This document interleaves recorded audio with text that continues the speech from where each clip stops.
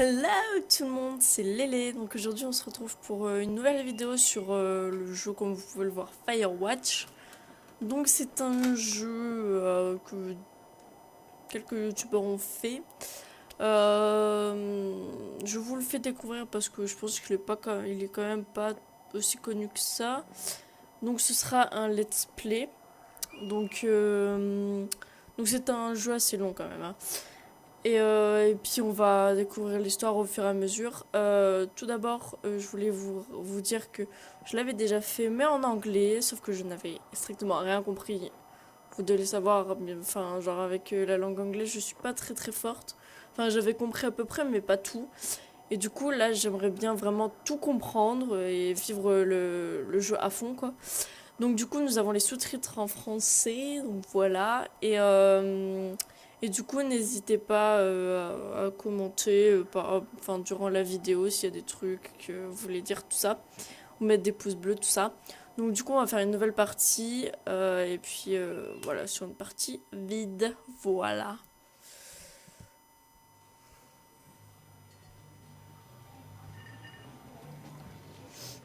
Composant to present. En coopération avec Panic. INC. Incorporation. Alors au Colorado en 1975.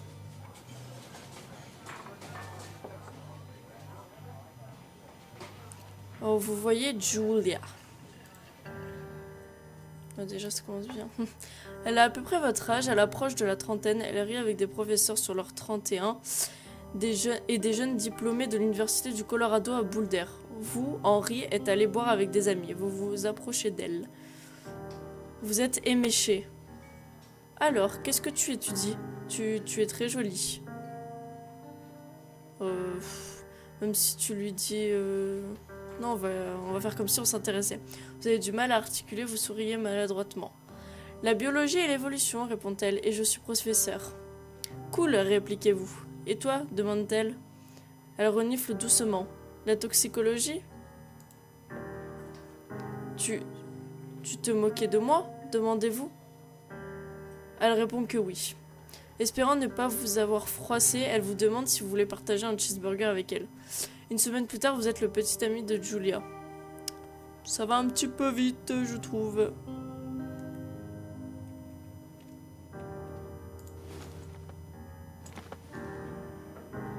J'espère que le jeu va pas trop bugger. D'accord,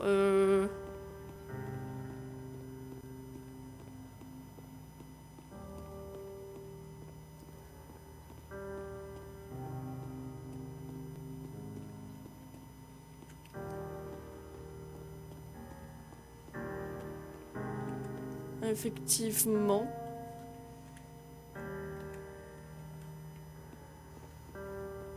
Bon. Bon, on va entrer.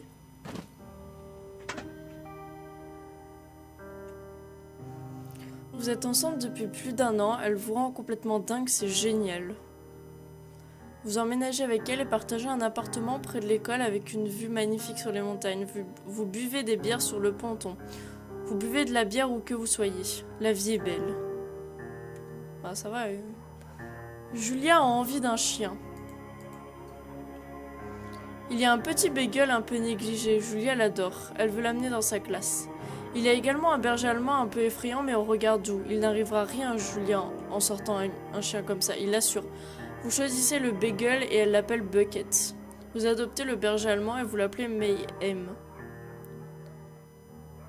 Mais un berger allemand, il est trop chou. Moi, je préfère le berger allemand. Mayhem est un chien adorable. Il aime jouer avec vous au parc et accompagne Julia quand elle va courir. Bien qu'il soit un peu grand pour l'emmener à l'école, Julia l'aime quand même. Mayhem est à la fois un ami, un enfant et un animal familier. J'aime bien les bergers allemands, moi. 1999, vous discutez sur le ponton. C'est l'été, 21h30, et le désert irradie encore de la chaleur. Tu aimes les enfants demande-t-elle. Les enfants, ils sont pas très futés et savent pas faire grand-chose. Je veux dire, et si toi et moi on en faisait 2 petits crétins ? Bah, ça fait 1 an et demi. Ouais, ce serait chouette. Dans ce cas, nous devrions peut-être nous marier. Oui, ça me plairait, dites-vous.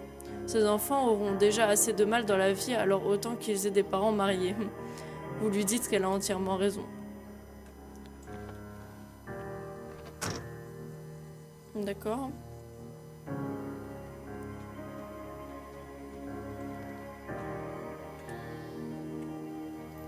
Je suppose qu'il faut que je suive le chemin.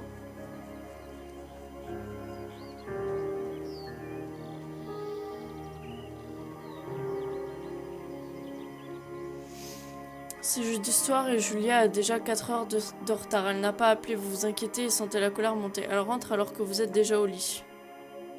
Elle n'est pas saoule, mais on voit qu'elle s'est bien amusée. Vous vous disputez lorsqu'elle s'installe sous les draps.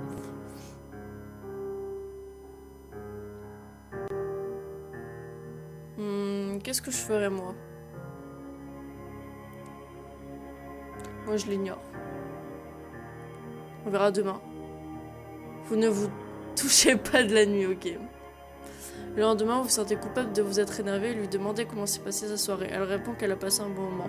Vous ravalez un léger ressentiment. Vous faites du café et partez au travail. Julia aime toujours dessiner. Elle dessine des plantes de ses recherches. Elle dessine partout où vous voulez. Elle vous dessine aussi.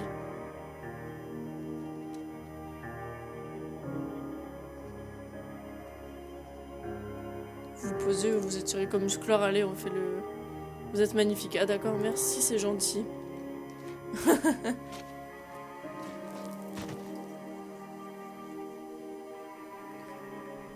Ça me fait un peu... Ah, j'aime pas cette lumière là que j'ai foutue.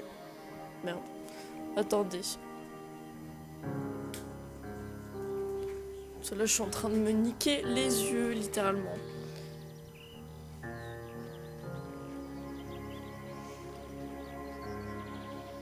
C'est beau quand même.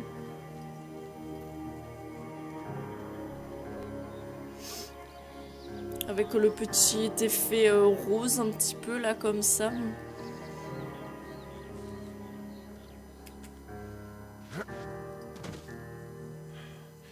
Oh, trop chou. Alors, en 1982, l'été, Julia et vous adorez promener Mayhem le soir. Il y a un festival en ville, les gens viennent de très loin pour y participer. L'un d'eux sort un couteau et tente de vous voler. Mayhem s'enfuit. Mais merde, foutu clébard, Julia crie. Elle est troublée et a du mal à parler quand elle est stressée. Vous vous occupez de l'agresseur, vous le faites fuir, vous lui défoncez le crâne. Vous le faites fuir. Vous fouillez dans votre poche comme si vous aviez une arme et menacez de le tuer. Vous faites peur à tout le monde, il s'enfuit. Julia vous demande d'emprunter un autre chemin à partir de ce jour. Vous êtes d'accord, vous ne voulez plus repasser par là de toute manière. Dès lors, vous décidez de longer la rivière. Alors, en 1984, le brevet d'enfant est repoussé par le travail. Julia se voit offrir un poste à Yale.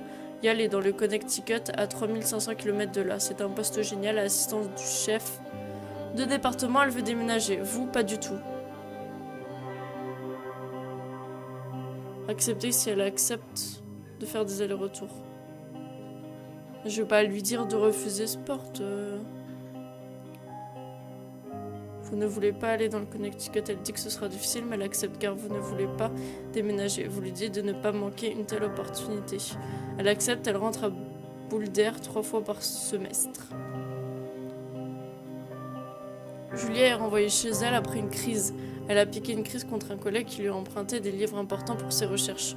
Elle avait complètement oublié qu'elle les lui avait prêtés 2 jours auparavant. Vous la retrouvez en train de pleurer dans les escaliers. Vous lui dites que vous devriez peut-être en discuter avec un professionnel. Vous préparez des macaronis et buvez du vin. Vous tâchez d'oublier. Quoi ?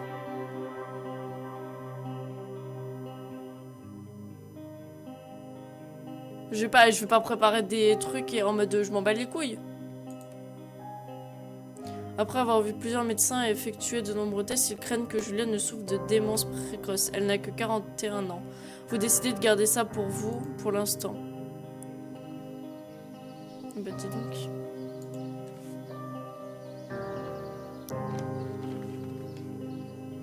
What the fuck, c'est quoi ça? Pourquoi il y avait un mec? Ok. Mayhem ne rajeunit pas. Il a des poils gris sur le dos et il s'éteint peu à peu le soir venu. Vous, Julia, l'emmenez au bar avec vous, avec vos amis. C'est comme si rien n'avait changé. Julia retourne à l'université. Ça part en couille. L'état de Julia se dégrade, elle oublie des choses en classe. Ses recherches sont un véritable désastre. Elle prend sa voiture et roule sans aucune raison particulière. C'est la police qui la ramène chez elle. Elle est affligée. On la renvoie définitivement chez elle pour raison médicale. Certains jours, vous êtes confronté à la Julia qui vous trouve géniale et traite vos enfants imaginaires de petits idiots. D'autres jours, vous avez affaire à une étrangère. Elle vous traîne au lit pour faire l'amour. Au bout de 5 minutes, elle fait une crise de panique, persuadée que son père est à la porte d'entrée. Ah ouais, là t'es mad là. Vous en parlez à sa famille, ils sont bouleversés et font des allers-retours depuis l'Australie pour lui rendre visite. Pendant un moment, vos amis passent et apportent des choses pour vous faire plaisir. Son état empire. Vous passez vos journées à suivre Julia tout autour de la maison. Vous comptez les secondes entre les 2 visites hebdomadaires de Daniel l'infirmier. Il vous suggère d'installer Julia ailleurs, dans un endroit avec une assistante médicale constante. Un véritable foyer. Vous y réfléchissez pendant quelques mois. Vous décidez de la placer dans un établissement de soins à plein temps. Vous êtes bien déterminé à prendre soin d'elle vous-même.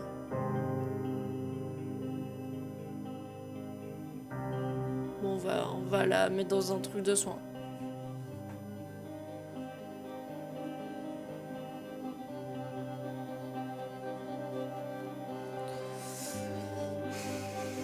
C'est triste comme histoire.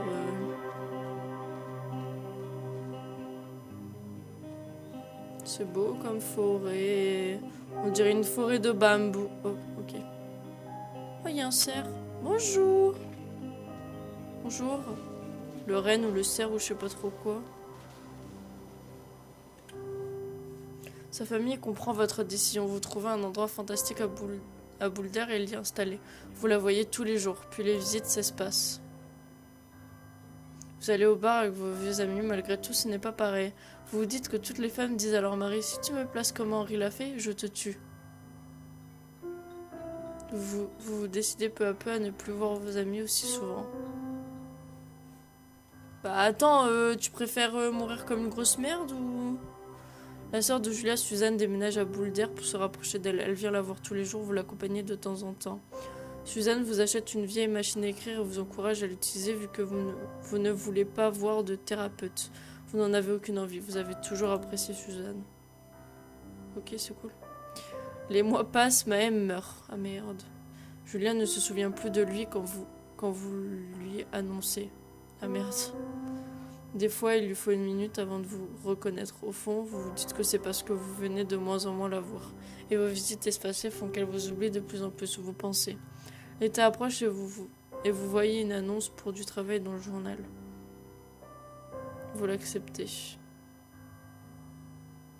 Du coup, c'est ce qu'on fait là, non? C'est-à-dire qu'elle est pas morte.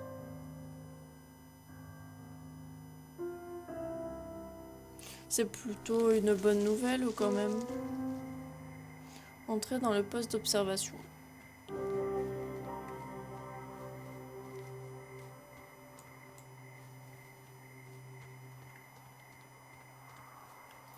Je sais plus comment on court dans ce jeu.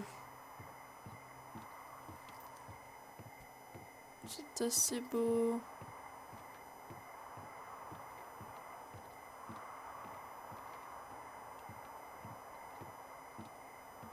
C'est assez barricadé.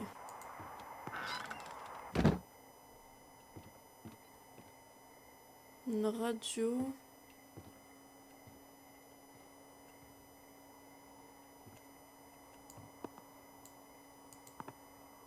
Ah d'accord, ok.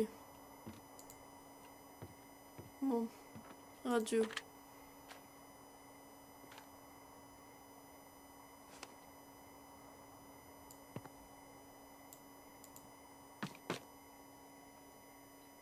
Ok.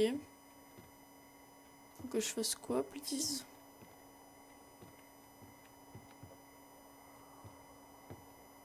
Faut que je dorme, non?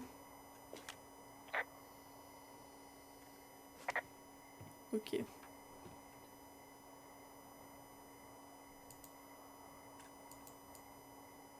Ok, pas de batterie. Supplies for 2 folks. Mais casse-toi la pomme de pain.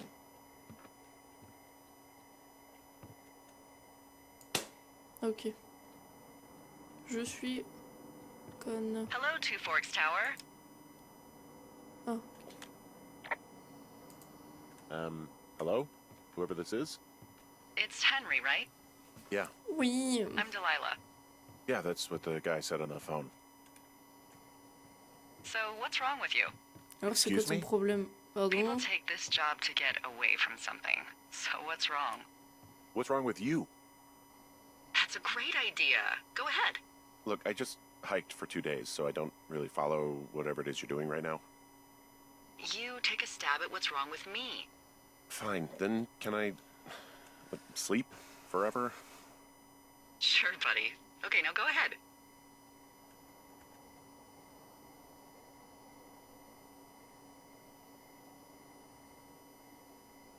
Okay, you've killed 3 husbands. You're a black widow and you're just out here until the heat dies down and then you'll kill again. Ooh, very good. Bravo, Henry. Okay, I sleep now? Not quite. Now you. Okay, good night, bye. Let's see.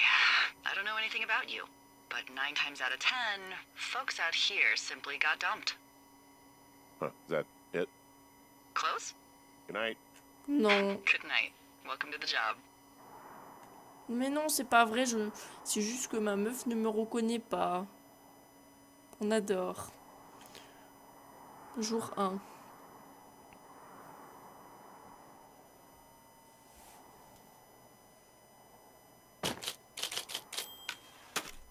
Good morning, Henry. Well, I guess good afternoon. You probably slept like a rock. Anyway, there's still a few hours of daylight to get some work in. I can see you at your desk, so call me when you're ready. Non, je ne te réponds pas. Ah oui.